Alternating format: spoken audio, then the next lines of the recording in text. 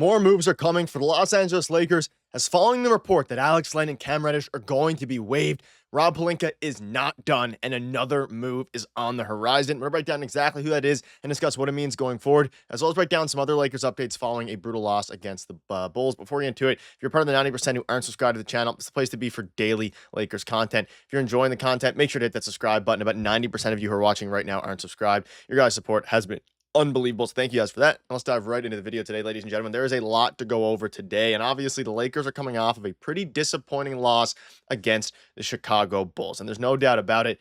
It was one that we're gonna all hopefully and try to hope and forget about because it was bad. And obviously, I think the Bulls had an outlier game, all these different things. However, the conversation point today is about, of course, the moves that Rob Pelinka is going to make following a wild report that dropped yesterday that we had a video on. And let's dive right into it here. So in case you missed it yesterday, we made a video on it. The Lakers are expected to waive Alex Len and Cam Reddish. So those are the two players the Lakers are expected to waive. And now that everyone is healthy, we can finally start to see how the roster is playing out and how all these different things are starting to play out. However, the Lakers are going to be waiving Len and Cam Reddish. And that brings up the question of what moves are next for the Los Angeles Lakers. And let's dive right into the actual report. So currently, the Lakers have 3 players on 2 ways: Goodwin, Jameson, and Koloko. However, according to Jovan Buha, only 2 of them are expected to be converted to NBA deals. And to make room, Cam Reddish and Alex Len are likely to be waived, while no other main roster players are expected to be cut, and that includes Shake Milton.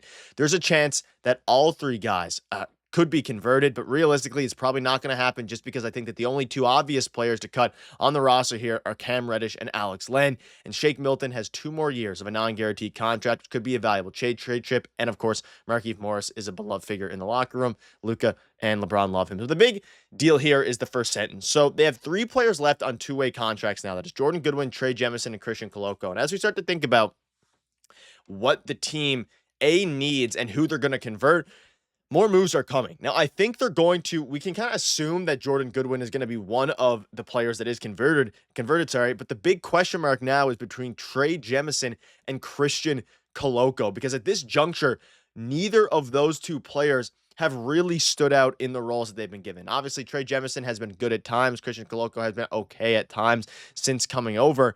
And again, regarding Jordan Goodwin, we're pretty confident that Jordan Goodwin is going to be the guy who, the first one, I guess, to be converted, in the sense of, I think the Lakers know he's even getting minutes in the rotation now still. So it's pretty obvious that they're going to be rocking him. But again, now that the team is fully healthy, which we'll dive into in a little bit here, it makes it a little bit more interesting. And now the Lakers only have 2 games left on his 2-way contract to, enable to be converted so he can be on the playoff roster. And they need to cut someone in order to sign him for the rest of the season and the playoffs. So you have to assume, let's just for sake of simplicity here, Cam Reddish gets waived for Jordan Goodwin. Let's say that's the move that they make for Jordan Goodwin. So now you're going to waive also Alex Len, and you need to have room for 1 more big man. And again, Jordan Goodwin has been absolutely fantastic for the Lakers this season. 7 points, 4.2 rebounds, 1.3 steals, a very good point of attack defender. He's everything JJ Redick could have asked for and more, especially coming off of a very good year with the Memphis Grizzlies as well. And he's averaging 21 minutes a game. Like, this is a guy who's in the rotation. He's going to stay in the rotation and will be a fairly decent part, especially now that his 3-point shooting has gotten a lot better. He's up to 42% on the year from 3. And yes, now that Rui's back, now that everybody's healthy, LeBron's back, his role is going to take a bit of a back seat, but he can still be a very valuable player. And it's someone that they're going to want for the playoffs specifically. And you need to obviously convert him to a standard NBA contract in order to have him for the rest of the regular season as they push for that 2 to 3 seed, and B, of course, for the playoffs as well. But let's focus on Jameson a little bit here. This season, he's putting up 3 points a game, 3 rebounds. He does some things. He's averaging 11 minutes a game in 16 games. It's never started for the Lakers yet. This is where it becomes interesting. I want you to let me know down below, out of the 2 players that remain, Jameson and Christian Koloko, who would you rather, or would you rather them go out and get somebody else? Because that is also a possibility, though I do think it's going to stick with Jameson, because it's not really a possibility because of the salary cap, and it's just, to make the numbers work, it would not work. So for all intents and purposes, you're going to be converting one of these 2 guys. Because of the salary cap and the way that money works, you can't really go out and get another free agent now at this point, because they wouldn't be eligible for the playoffs, right? So Jameson or Christian Koloko, out of those 2, because they're both eligible for the playoffs, if converted, who would you guys rather the Lakers get? Because at this juncture, It's interesting. I think or convert, sorry. I think you'd probably I feel like they're gonna lean Trey Jemison. I see some of you guys in the comments section saying Christian Koloko, so leave a comment down below who you'd prefer. Obviously, Trey Jemison has started to develop a bit of a relationship with Luka Doncic. We know Luka Doncic told him to use the Gortat screen, seal him off, all these different things. And it's at the point now where he's not necessarily going to be getting a ton of minutes anyway, because the team is at a point where you look at finally there's no injuries, but you look at the depth chart, like you have Vanderbilt running the small ball five, you have Dorian Finney-Smith running the small ball five, you have Trey Jemison. In theory, though, whoever this other guy is going to be the backup center. So this is a pretty big decision to make. And Alex Len has absolutely plummeted down the depth chart. He's not going to be the guy. He's not going to be, someone. I mean, he's going to get waived, but like that was the hope, is that Alex Len was going to be able to replace one of these guys. I think it's probably Trey Jemison. And again, you're at the point now where neither Trey Jemison or Christian Koloko will necessarily be useful, especially in the playoffs. Koloko's more of a pick and roll guy. He can block shots a little bit better. He can pick and roll a little bit more athletic at times, I guess.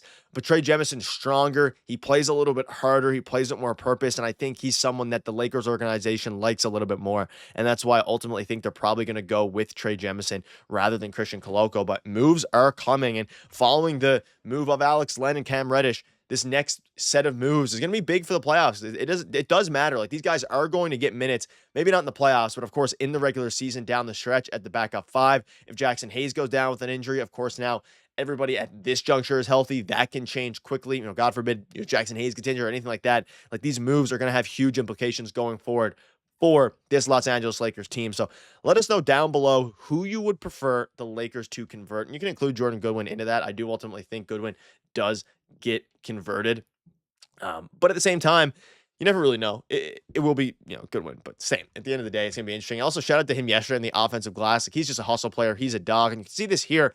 Lakers can now convert all three. Now, they could also convert something to bring up here. All three of Goodwin, Jemison, and Koloko. The prorated minimum salary decreased enough for this to be a possibility starting today while staying below their hard cap. So there is a world where they do convert all three. Though, like Jovan Buha said, it's not likely at this point because, they'd have to cut somebody else, and it would be interesting to see how they actually, go about it. But, obviously to cut someone else to make a roster spot, maybe they do. I do think they're going to keep Shake Milton just because of his contract and being able to trade that contract in the offseason specifically for a center. So it's going to be interesting. And the Lakers are faced in a very interesting spot, specifically regarding Jameson and, of course, Koloko. So let me know down below what your thoughts are on that. One other thing before we wrap up, just want to touch and put a bow on this horrible game yesterday. Hachimura came out and said the Lakers' defense was awful, and at the end, the floor would be the key to their success. We just got to focus on defense. Our offense will be fine. We know that, and that's a very good point. Yesterday, I think it was a bit of an outlier by the Chicago Bulls having such an explosive game.